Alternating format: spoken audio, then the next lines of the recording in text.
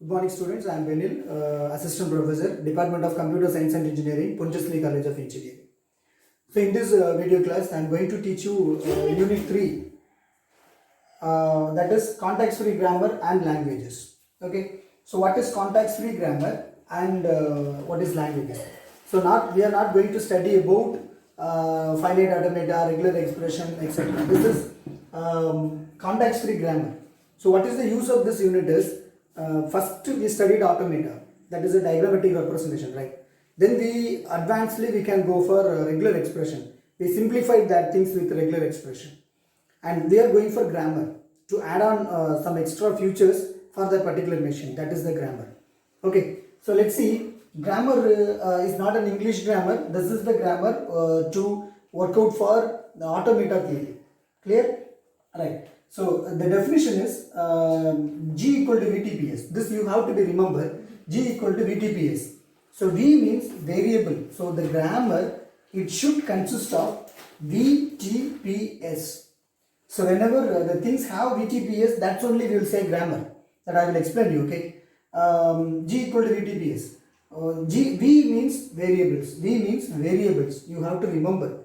You take a paper or you put an already you have note now that you just write it G equal to VTPS.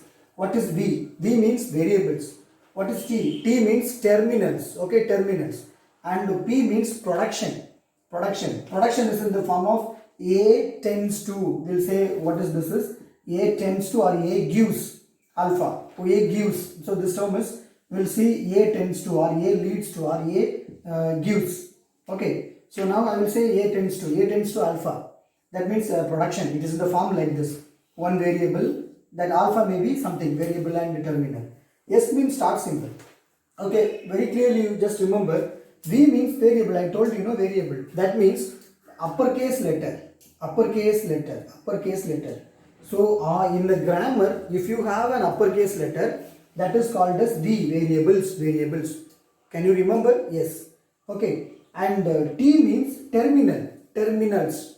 It means small case letter or lowercase letter or symbols. Okay, for example, A, small b, or plus, or minus, or star. These are terminals. Okay, so T means small case letter or lowercase letter and symbols. Variable means only uppercase letter. Okay, and production, it is in the form of one variable tends to variable or terminal, etc. Anything else.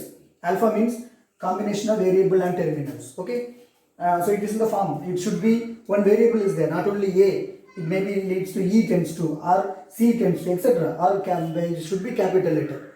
Okay, the variable, you remember, variable should not contain small letter tends to. It means terminal tends to. It won't become like this because the format is one variable. This is A means it is a variable. It represents not only capital A.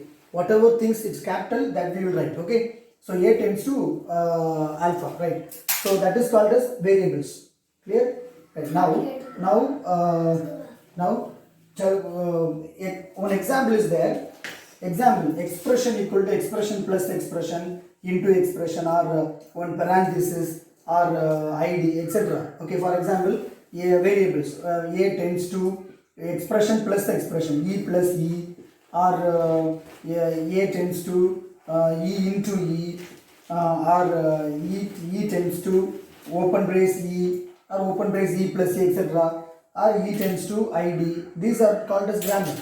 Okay, so why I am saying this as a grammar is, see, A tends to variable plus variables, right? So that means we have a variable and terminals and production. This is called a production. E tends to ID is a production. E tends to open brace E, close brace is a production. A tends to E plus E is a production. Clear? So this is called as a variable. Right? One small example I have given: a context-free grammar G equal to VTPS, whose production is given by A tends to BA. This is production. A tends to BA, B tends to A. So see, A tends to BA, A tends to BA, and B tends to B. I have to form this is called as grammar. Why? It consists of variable, terminal and combination of production. So this is called as grammar. I can form a string from this grammar. Okay, that is, I have taken A tends to BA, and in place of B tends to B. In place of this B, I can substitute one terminal. So in place of B, I can substitute this B A. So finally, I want to get a terminal string. That is a rule, terminal string. Clear? Right.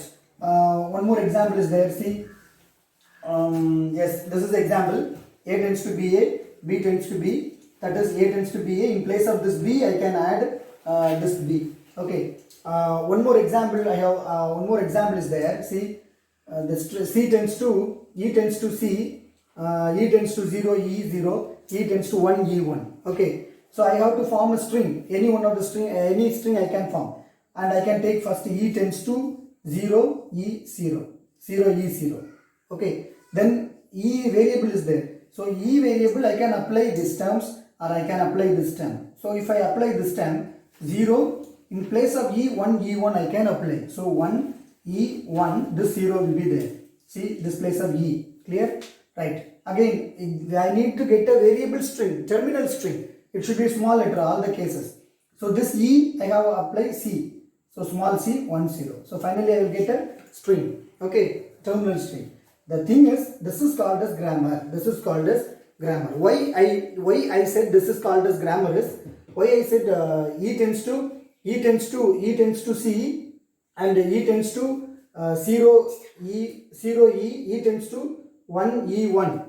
So this is called as a grammar. This is called a grammar. Okay. So the thing is, E tends to variable tends to variable, terminal, production, and everything we have. This is called as a grammar. Okay. So now we will see in the next class. We will see the derivation, past tree, etc. Okay. Thank you.